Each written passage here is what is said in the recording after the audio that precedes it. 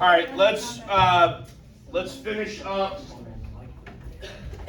with what we started yesterday. We essentially got through actual slave rebellions. We're counting John Brown here as a slave rebellion, even though there's no actual slaves involved, simply because that was the intent. His intent was a slave rebellion, right? Okay. The anti-slavery movement is a broader ideology, right? So obviously there are non-violent attempts at bringing about the end of slavery as well. Okay. So the American Colonization Society is an organization that is created that actually aims or seeks to repatriate or former slaves back to Africa. Okay, this is not the only back to Africa movement we'll have in the United States, but it is in the beginning of the 19th century that we actually see a couple thousand former slaves of the United States, although some Caribbean descent as well, returning to the west coast of Africa, about right here on a map. They create the country of Liberia, which is right next to like the Ivory Coast. The capital of Liberia is actually called Monrovia, right, named after James Monroe. This is an attempt to allow free blacks to return to Africa with an attempt to sort of allow them to regain their heritage, their culture. Now that being said, we talked with Native Americans about the Dawes Severity Act. Do we remember that? No? Some of you are looking at me with a completely blank stare on your face as if you'd never heard that term. Okay? What did we do to Native American children? We put them in a boarding school, right? So we took them and put them in a boarding school. And once we put them in a boarding school and we like whitened them up and taught them how to be white folk, then what did we do with them?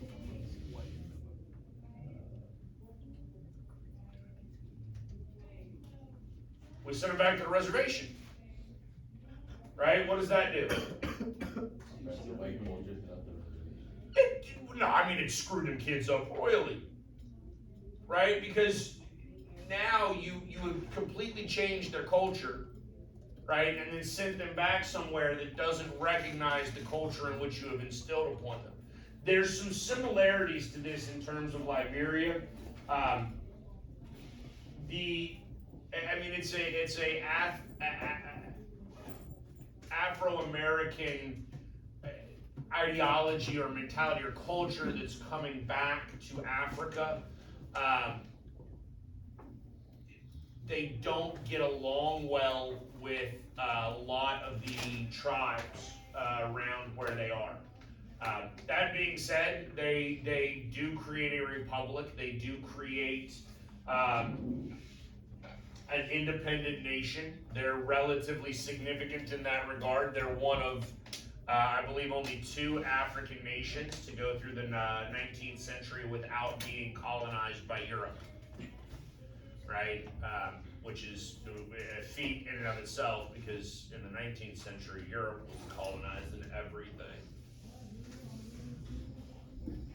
Right?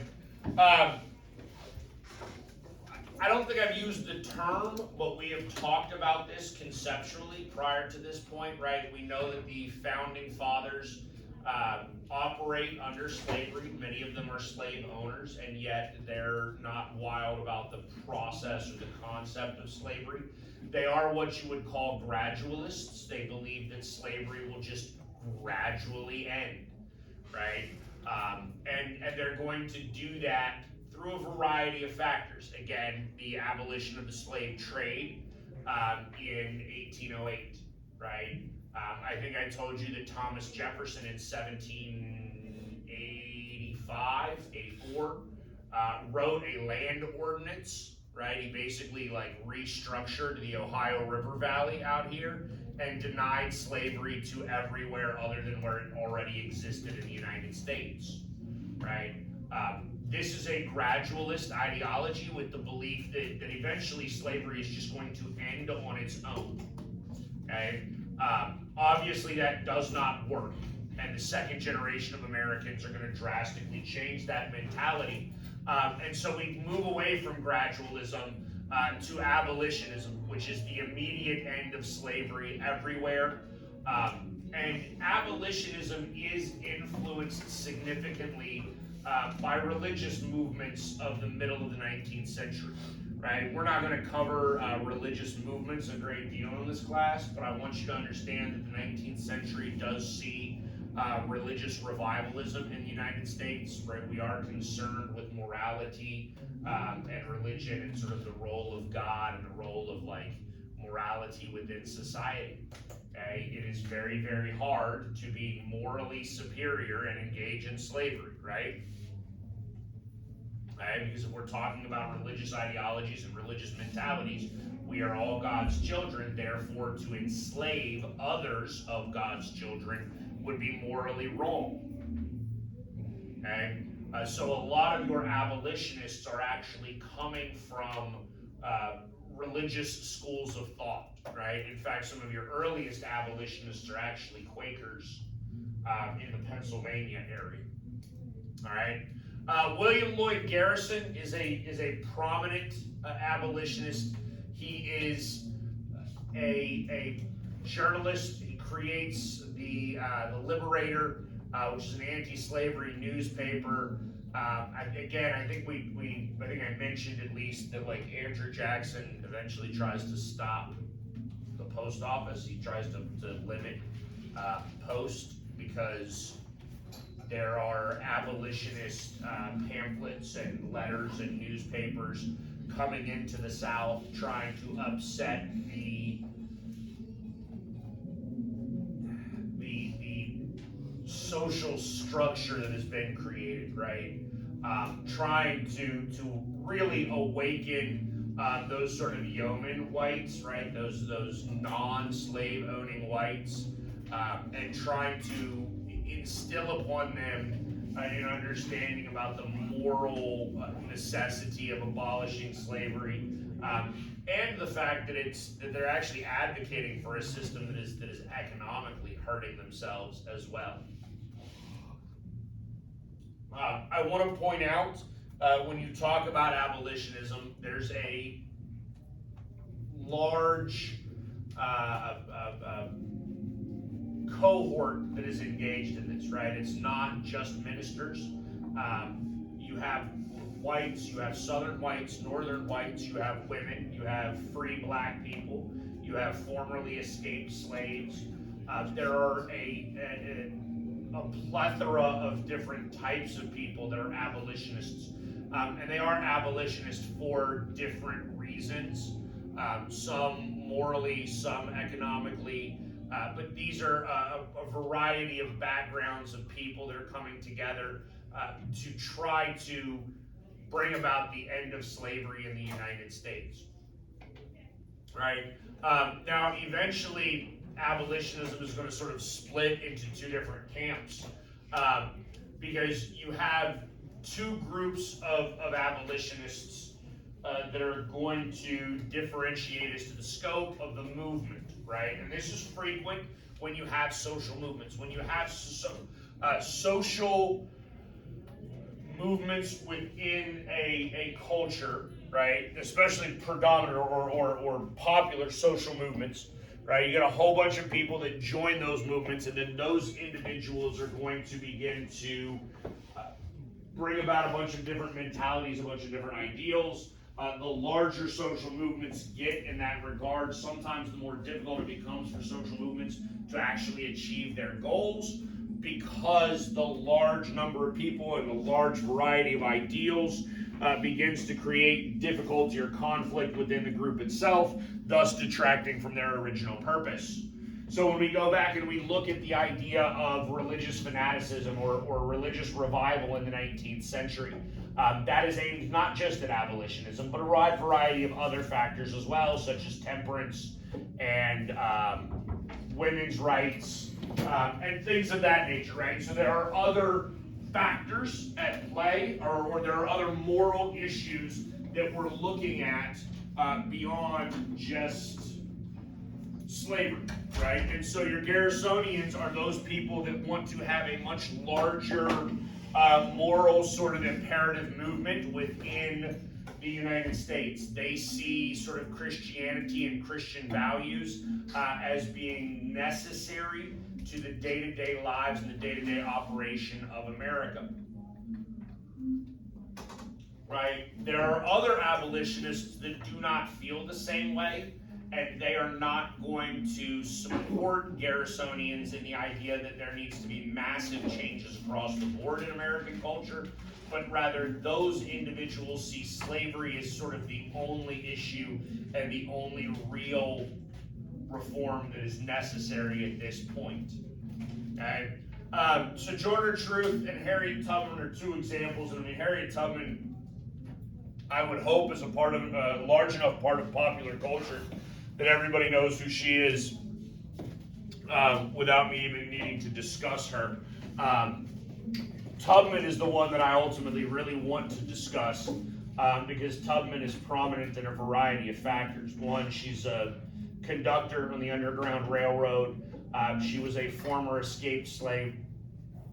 No, she was a former slave. She was an escaped slave. Sorry, that's the right way to say that. Who, at great risk to herself, continues to return into the South in order to try to help more slaves obtain their freedom via the Underground Railroad.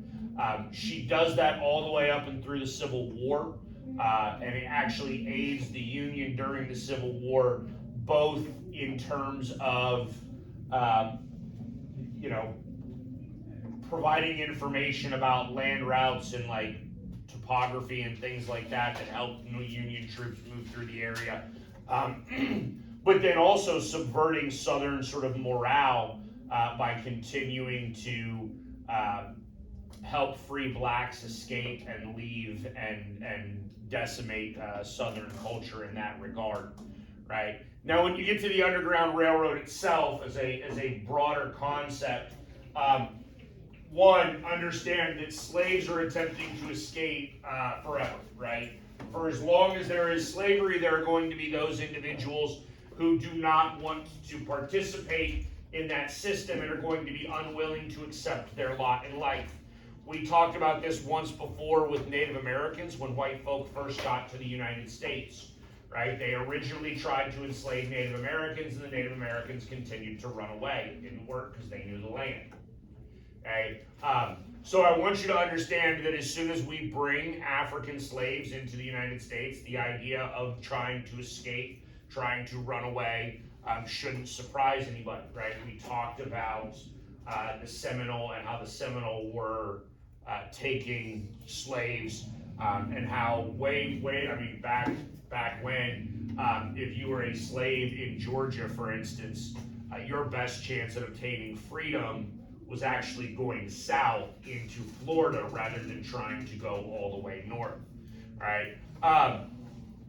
The term Underground Railroad is first coined in 1831 by a Southern slave owner who makes the claim that there was an Underground Railroad, a network of people actually aiding slaves to escape. We could probably trace the original Underground Railroad back to 1813 and a North Carolinian named Levi Coffin, who actually, so this is a white dude who stalked runaway slaves. And I jokingly say he stalked them. I can only imagine how terrified those slaves would have been, right, when they realized that this white dude is basically hunting them down. But he was hunting them down and finding all of their hiding places in order to try to help them, right? Like, that's actually why he was doing it. He was sort of seeing where they were already going and where they were already hiding, and then trying to help them get out of North Carolina and get up north. And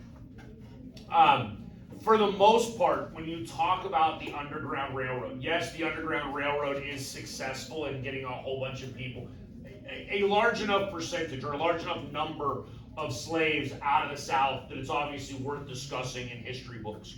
Okay? That being said, I do need you to understand that the Underground Railroad is significantly more effective, right, and significantly or frees a significantly larger number of slaves in what we call our border states, right? And so border states are basically Delaware, Maryland, Virginia, Kentucky, maybe down into Tennessee, right? But it's those states that share a border with Union free states. That should sort of make sense if you think about it logically, right? We're still talking about a period of time where travel would have been done via foot, especially for escaped slaves. It's not like they can hop on a train, especially not in the South, because they don't have paperwork, right? So they would have had to travel by foot over very long distances if they're coming out of the Deep South. The further they have to travel, the more dangerous and difficult the trip becomes, thus the harder it is to be successful. Okay? So it is the border states that are able to see a larger numbers actually obtain their freedom via the Underground Railroad. And just some vocabulary about the Underground Railroad. Conductors are people like Harriet Tubman. They're the sort of guides on the trails that are aiding people in their pursuit to obtain freedom in the North. And there are also stations that are utilized. Stations are basically the locations where people were able to hold up, where they were able to sort of resupply, right? If you don't think about it, traveling long distances, you would have significant supply issues, right? You would not necessarily be able to obtain food or clean water at regular intervals. Okay, you're obviously not going to be able to travel with enough of it on you to sustain you for weeks at a time. Okay, so these stations become essential as sort of resupply locations. Frequently they are churches. Like I said, a lot of the times religion is a key component in abolitionism. But they're also sometimes schools or even private homes of citizens. And there are stations all the way into the north, okay, because just getting to Ohio or Pennsylvania or even New York is not necessarily good enough. I think I told you once before, a lot of escaped slaves are going to escape all the way to Canada because there's no fear of fugitive slave catchers looking for them in Canada, right? And at that point, if you have bounty hunters crossing into Canada, they're dealing with a foreign government, and that's not going to be as smooth as it would in Ohio or Pennsylvania, where those states are sort of subject to national laws like the Fugitive Slave Act that are passed. And this is going to bring us to first wave feminism. And first wave feminism is tied very heavily to abolitionism. There are a large number of women, white women, who spend their time worrying about moral issues. I think I told you yesterday, women are sort of the moral authority within American society. And so they're going to look at abolitionism as a moral issue, but they want to tie sort of female political equality or female political opportunity to abolitionism at the same time. Right? We're still looking in the middle of the 19th century in a situation where women are not afforded very much opportunity politically or economically, right? In some states, they still can't own property. They do not have a right to vote. Women, for the most part, have incredibly limited opportunity. You're looking at the middle of the 19th century, young women y'all's age. Um, if they did not have marriage prospects yet, right? Because I think we talked about this yesterday about the fact that all of you would be married, all the ladies in here would be married. If it were the 19th century, right, then maybe you go work in like a textile mill, right? Especially if you're northern. Okay, you could go and they had essentially dormitories where you could stay, and then there would be some sort of like spinster there. You know what a spinster is? No, like an old unmarried woman, a cat lady, right? And that would be there as sort of like a house mom. If any of you rush a sorority, you'll understand sororities have like house moms, right? But basically, it's like an older female figure that operates sort of as your mother, right, by proxy to help ensure that you're not sneaking boys in when you shouldn't be. Because again, if you snuck a boy in when you're not married, we're not getting mad at him, we're getting mad at you, right? Okay, because again, there's a massive double standard as far as morality goes. Okay, so maybe you go work in a textile mill a little bit in order to save up some money so that you have some sort of dowry so that you could basically bribe your way into a marriage, right? Because in some instances, women basically had to give money to the husband because the belief is that the woman, I'm going to say, please don't throw things at me. The woman becomes a freeloader, right? Like the man is working hard and she's just sitting there. That's not accurate. Like I need you to understand that, right?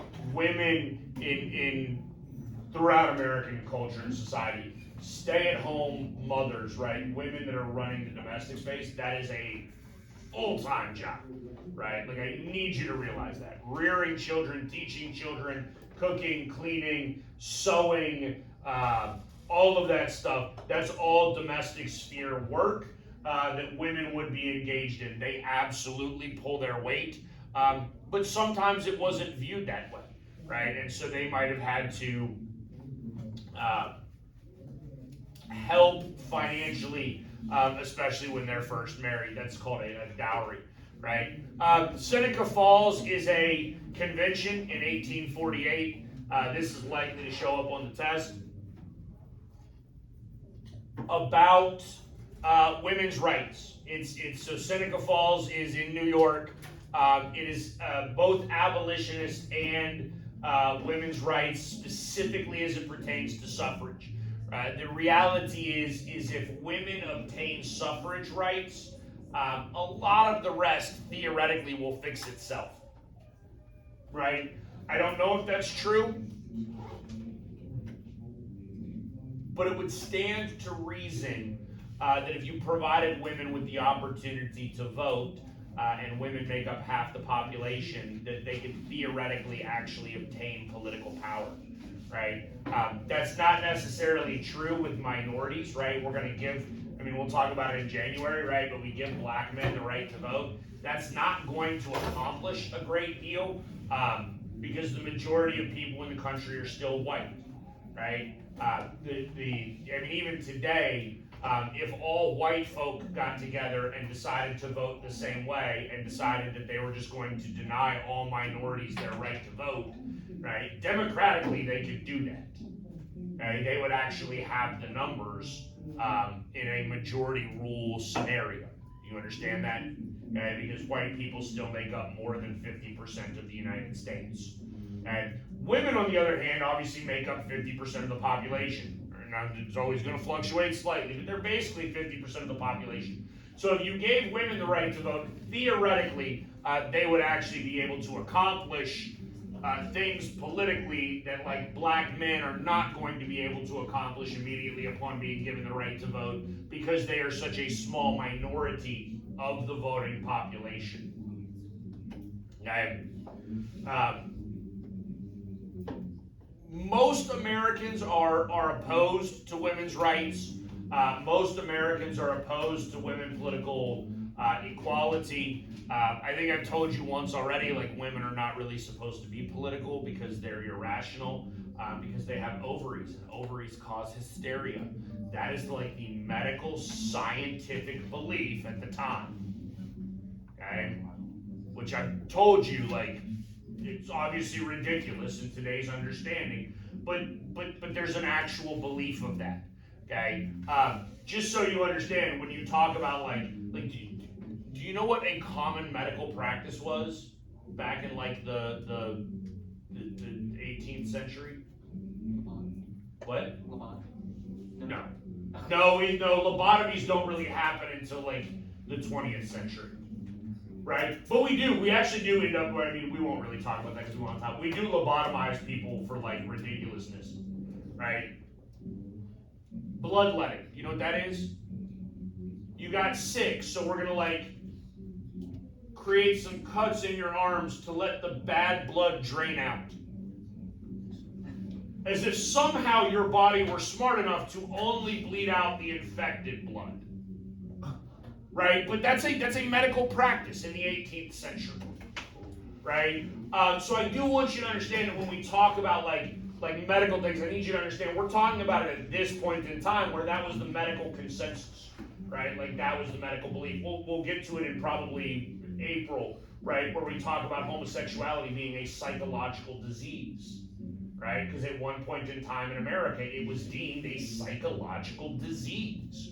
If you were gay, you were a crazy person. Okay?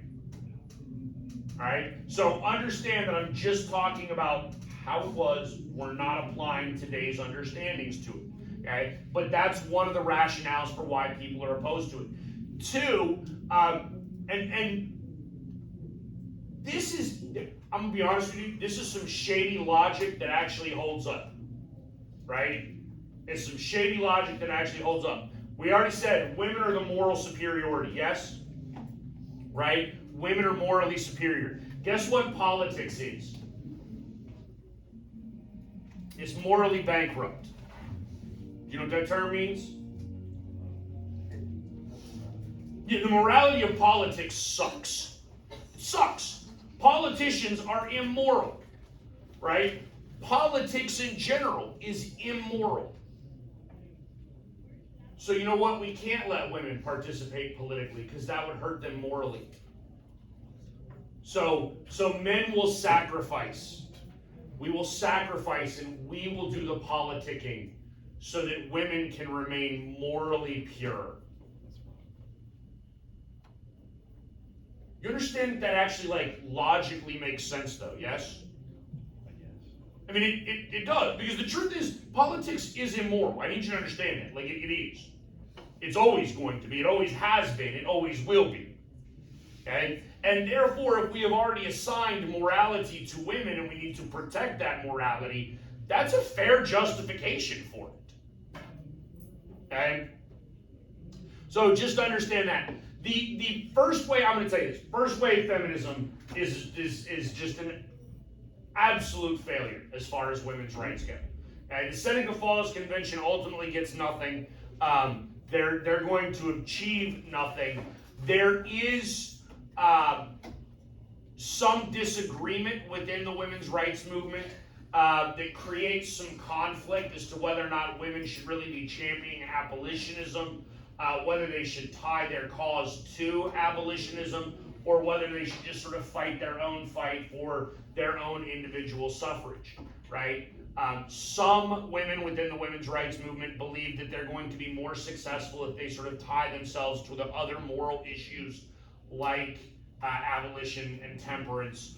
Others don't want to tie themselves to moral issues and simply want to obtain suffrage basically via any means. Temperance does become a concept within women's rights that matters, right? There are aspects to the women's rights movement that are engaged in temperance. And so this is early on, but temperance will actually gain more support and will become more effective really in January when we come back from Christmas break as we talk about industrialization. We have early industrialization at this point. We do have textile mills, we do have things like that. We've had alcohol for a very long time. Alcohol has existed. In fact, I read a fascinating paper when I was in college that alcohol was the reason for civilization. right? That basically, if you go all the way back to the beginnings of civilization, which happened in the Mesopotamian area, Mesopotamia, is that the Tigris and Euphrates rivers? I'm not a world history guy. Basically, they figured out how to like grow wheat, yes, grow grains, okay? And then people stopped being nomadic and they created like society, like a civilization, right? Like a town, right? And what do you get from grain? Alcohol. It's where alcohol comes from, right? It's fermented grain. Because it was first made like corn or something. Well, whiskey is predominantly made of corn. You can make it out of all sorts of things. In fact, there's a concept called mash, which is basically a whole bunch of different grains being created. But if you go back and you look historically, mead is a sort of an early beer type concept, which is basically like grain and honey together. Which I would imagine the honey is probably utilized for like preservatives. Honey is the only food that doesn't ever spoil. Yeah, honey's good forever. Dude, if you found honey in your pantry from like 1950, you can eat it, you're fine. Right? Fascinating concept about honey. But so I want you to understand alcohol has existed forever. But again, this becomes a moral issue. And I then want you to understand that temperance is going to create some conflicts even within their own movement, right? Because just by a show of hands, how many of you think that we should do something to stop people from being sort of like fall down drunk every day? Right? Like people who can't even like walk, right? They're just peeing on themselves in public because they're that intoxicated. Problem? Should we do something about that? Yes, we're in agreement. Wonderful. I would hope so. Right? How many of us think that because a small percentage of people drink like that, that we should get rid of all alcohol altogether and nobody should be allowed to touch alcohol ever under any circumstance? Because it's disgusting. So you want to make that decision for everybody else? Okay. So this is where temperance runs into issues, because there are actually people in the temperance movement that drink. Okay? They just don't want people drinking to excess. Okay? That's sort of the concept. Okay? And so some of those moderates are going to run into some problems, right? And then the last sort of social progressive era or societal change that I want to cover is the educational reforms that begin in the mid to early 19th century, right? So Horace Mann is a Massachusetts? I don't know what people from Massachusetts are called. I mean, I do, but I can't say that on video.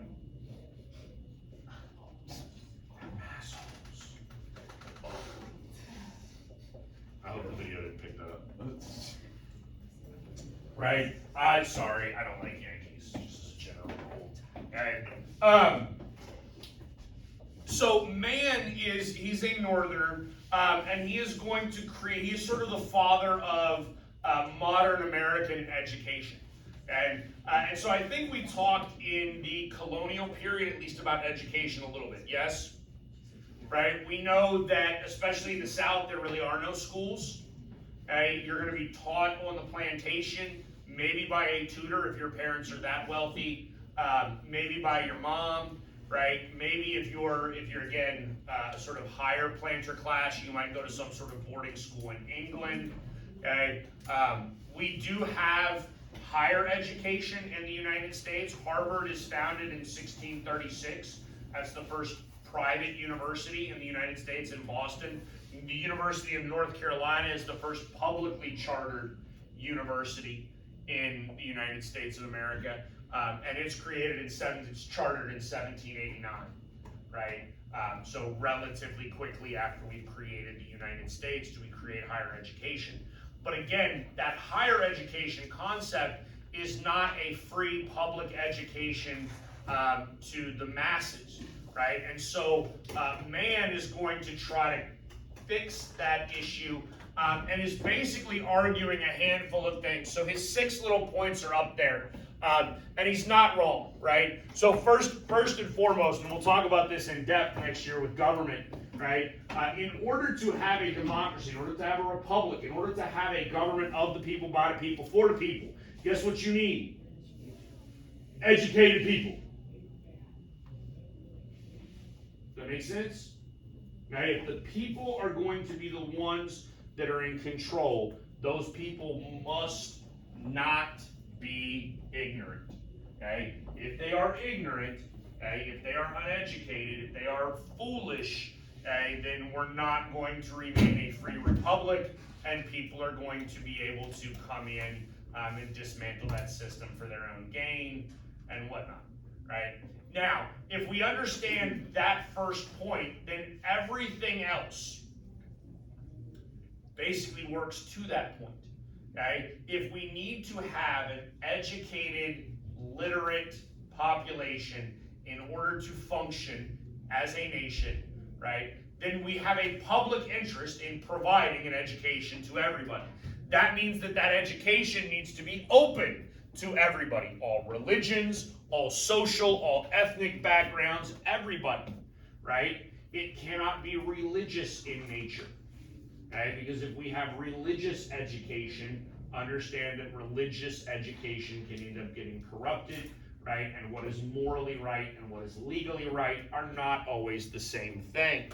Okay? Additionally, if we're going to create this free public education, we need to have a free public education that is standard-based, right? So that we know everybody's learning the same thing. Everybody's being taught the same thing, and we need to have professionals that are actually overseeing that, right? Individuals that are trained and well-versed to understand how to provide this knowledge to the people, all right? And then that's it.